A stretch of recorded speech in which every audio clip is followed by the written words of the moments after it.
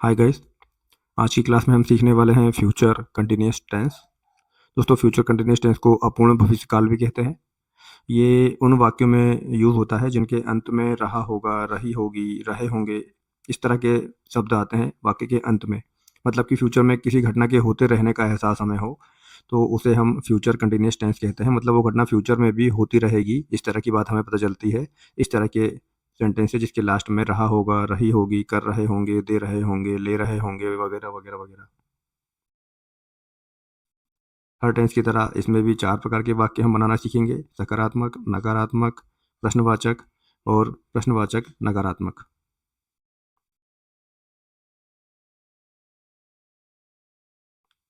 दोस्तों, जो इसका सिंपल अफर्मेटिव सेंटेंस यानी कि सकारात्मक वाक्य बनते हैं, उसका स्ट्रक्चर कुछ इस प्रकार से होता है। पहले सब्जेक्ट आएगा, उसके बाद में हेल्पिंग वर्ब विल या शैल, उसके बाद में बी। याद रखिएगा दोस्तों, इसमें और फ्यूचर परफेक्ट जो इंडेफिनिट टेंस होता है, उसमें यही अंतर होता है कि यहाँ पर बी का यूज़ भी होता है और वर्ब के फर्स्ट फॉर्म के साथ आईएनजी लगती है और लास्ट में ऑब्जेक्ट आता है। जबकि वहाँ पर विल सेल के साथ में वर्ब का सीधे फर्स्ट फॉर्म ही लगता है, बी नहीं आता है, आईएनजी नहीं लगता है। इसके बाद में आई और वी के साथ आपको सेल बी का यूज़ करना है, जैसे हम वहाँ पर पहले सेल का यूज़ कर रहे थे। और ही, सी, इट और किसी भी नाउन के साथ में आपको विल बी का यूज़ करना रहेगा। कल के लिए टुमारो का प्रयोग हम यहाँ पर करेंगे।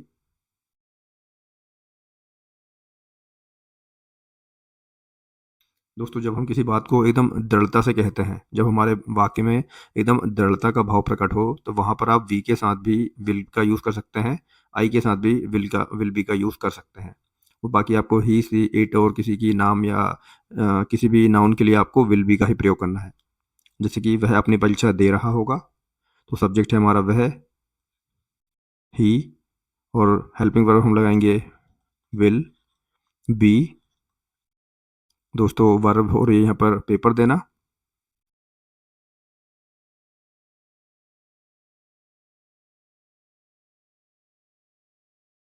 यानी कि गिविंग। दोस्तों, देने का मतलब होता है गिव और आईएनजी के साथ हो जाएगा गिविंग।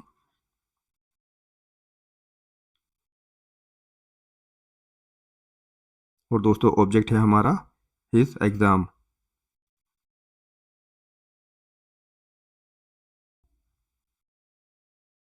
तो हमारा जो कंप्लीट सेंटेंस होगा वो होगा he will be giving his exam. दोस्तों, आपको इसी स्ट्रक्चर को या आप कह सकते हैं इसी रूल को फॉलो करते हुए चलना है।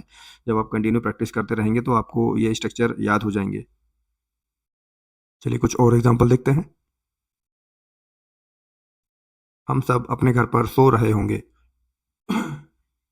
देखिए, इस वाक्य में भी हमें किसी घटना का भविष्य में होते रहने का एहसास हो रहा है। लास्ट में रहे होंगे आ रहा है, तो हम यहाँ पर इसी स्ट्रक्चर को फॉलो करते हुए सेंटेंस बनाएंगे। हमारा सब्जेक्ट रहेगा सब्जेक्ट हम, यानी कि वी। दोस्तों, वी के साथ हम सेल भी का यूज़ कर सकते हैं।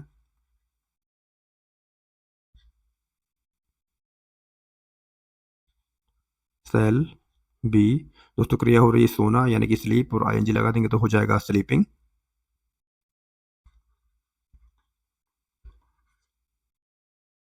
और दोस्तों, ऑब्जेक्ट है हमारा अपने घर, यानी कि अवर होम्स।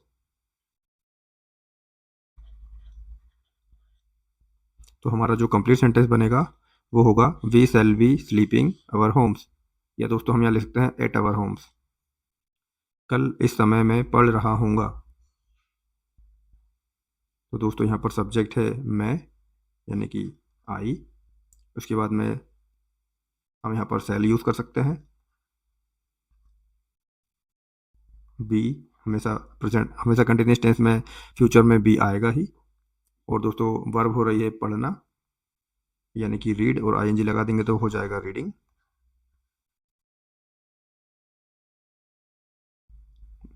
दोस्तों, इसके बाद में आएगा कल, यानी कि टुमारो।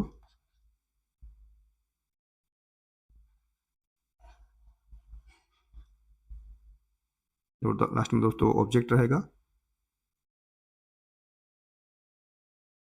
दोस्तों, ऑब्जेक्ट हमारा है कल इस समय, तो हम लिख सकते हैं एट दिस टाइम।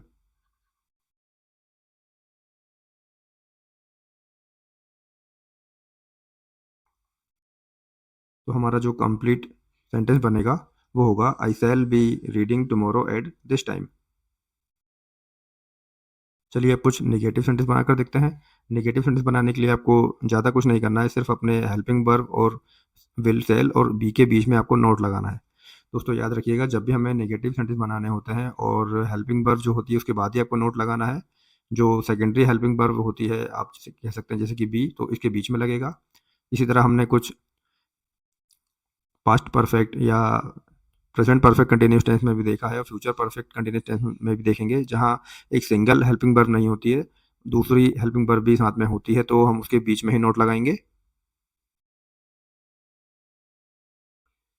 चलिए सेंटेंस बनाकर देखते हैं। वे नहीं पढ़ रहे होंगे।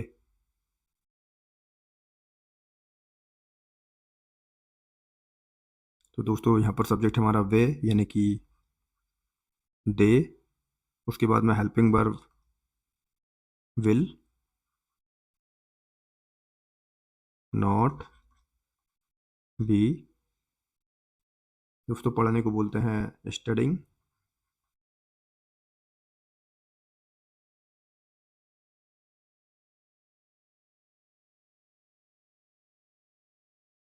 तो हमारा जो कंप्लीट सेंटेंस होगा वो होगा they will not be studying.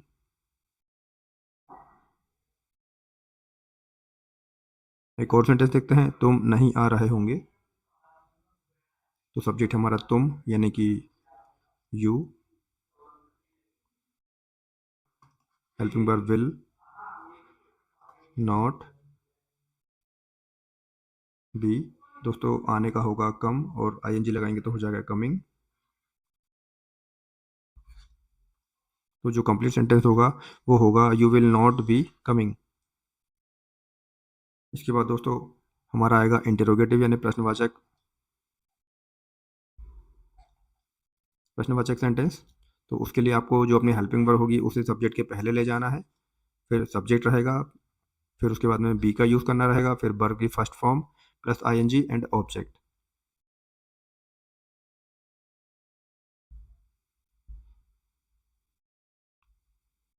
दोस्तों अगर यहाँ पर ये सब नॉट रहे तो आप यहाँ पर सब्जेक्ट के बाद में नॉट लगाकर इसे नेगेटिव सेंटेंस भी बना सकते हैं। चलिए हम अभी यहाँ पर कुछ एग्जांपल करके देखते हैं। क्या नौकर कमरा साफ कर रहा होगा? तो दोस्तों हेल्पिंग वर्ब हमारी आगे आएगी विल। दोस्तों नौकर को बोलते हैं सर्वेंट, नौकर होता है यानी सर्वेंट। दोस्तों उसके बाद में बी, उसके बाद में दोस्तों कमरा साफ करना क्रिया हो रही है, साफ करना यानी क्लीन करना, तो क्लीनिंग हो जाएगा।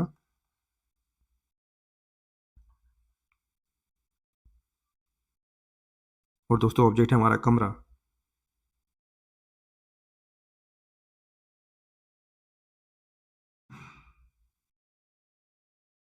तो कमरे को हम लिख सकते हैं the room and question mark. तो जो कंप्लीट सेंटेंस बनेगा वो होगा will servant be cleaning the room. कैसे मैं खाता रहूँगा। दोस्तों यहाँ पर कैसे आ रहा है तो आपको हाउ भी लगाना रहेगा। हाउ सब हेल्पिंग वर्ब विल, उसके बाद में दोस्तों सब्जेक्ट रहेगा यानी कि मैं, आई, बी, वर्ब खाना यानी कि ईट, आईएनजी। दोस्तों यहाँ पर कोई ऑब्जेक्ट नहीं है तो क्वेश्चन मार्क। कंप्लीट सेंटेंस हमारा होगा how will I be eating. दोस्तों अब हम देखते हैं प्रश्नवाचक एंड नकारात्मक वाक्य, मतलब जिनमें प्रश्न भी पूछा जाए और जो नकारात्मक भी हो। तो दोस्तों इसके लिए आपको हेल्पिंग वर्ब सब्जेक्ट के पहले लानी है और सब्जेक्ट के जस्ट बाद आपको नोट लगाना है। उसके बाद आप बी का यूज करते हैं। दोस्तों नोट के बाद में बी का भी इस्तेमाल होगा और लास्ट में ऑब्जेक्ट। चलिए कुछ सेंटेंस बनाकर देखते हैं जिससे आपको और अच्छी तरह से समझ में आएगा।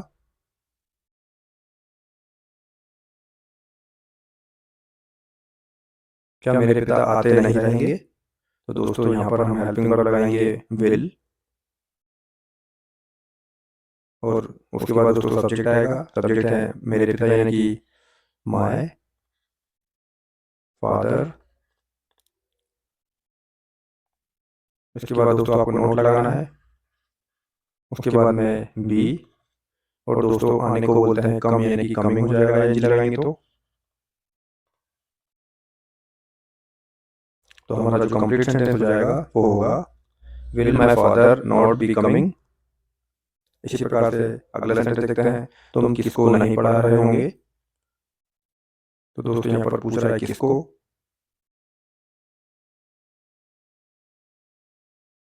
इसके लिए आप किसको के लिए आप whom लगा सकते हैं। whom, उसके बाद हेल्पिंग वर्ब विल, फिर सब्जेक्ट है दोस्तों तुम, तो इसको हम लिखेंगे यू। उसके बाद में नॉट का यूज़ करेंगे, नॉट। उसके बाद में वर्ब का फर्स्ट फॉर्म दोस्तों वर्ब हो रही है पढ़ाना, यानी कि टीचिंग, टीच, और टीच का हो जाएगा टीचिंग।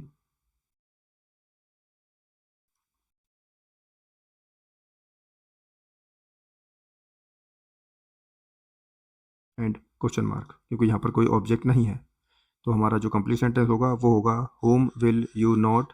दोस्तों हमने बी नहीं लगाया, बीच में बी भी लगेगा।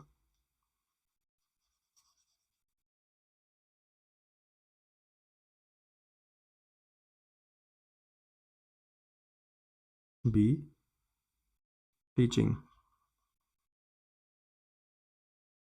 इस प्रकार से जो हमारा कंप्लीट सेंटेंस बनेगा वो होगा home will you not be teaching. दोस्तों अगर आपको वीडियो पसंद आया है तो लाइक कर दीजिए और इसे अपने सभी दोस्तों के साथ शेयर कर दीजिए जो भी स्पोकन इंग्लिश क्लासेस फ्री में सीखना चाहते हैं। इसके बाद हम कुछ एक्टिव पैसिव वॉइस के सेंटेंस और मॉडल्स का यूज़ करना सीखेंगे जो बहुत ही इंपॉर्टेंट है। चलिए मिलते हैं अगली क्लास में।